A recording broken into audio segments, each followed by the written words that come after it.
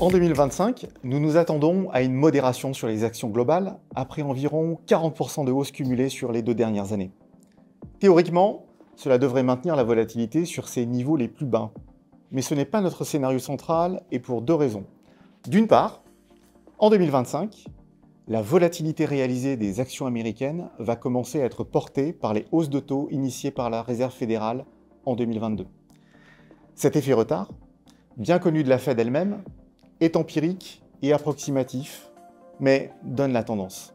D'autre part, la volatilité va être également soutenue par l'effet Trump, qui justifie une prime à l'imprévisibilité, tant des déclarations que des actions à venir de cette nouvelle administration.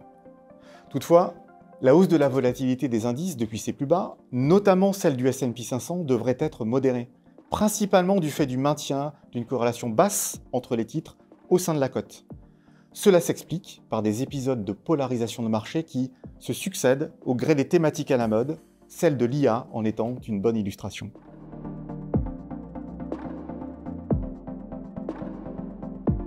Clairement, une normalisation de cette polarisation, qui a conduit aux US à une concentration excessive de la performance sur le premier décile des plus grandes capitalisations, peut constituer une source de gains important en 2025.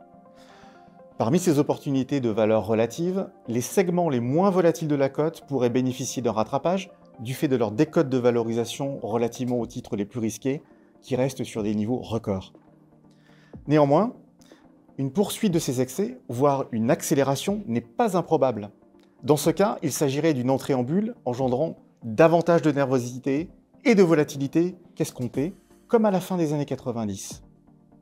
À l'opposé, la résurgence de crainte de récession recorrèlerait tous les titres entre eux et de ce fait entraînerait une forte remontée de la volatilité concomitante à une baisse des marchés. Aucun de ces 2 scénarios n'est notre scénario central, mais dans un contexte politique et géopolitique aussi imprévisible, rien n'est totalement à exclure.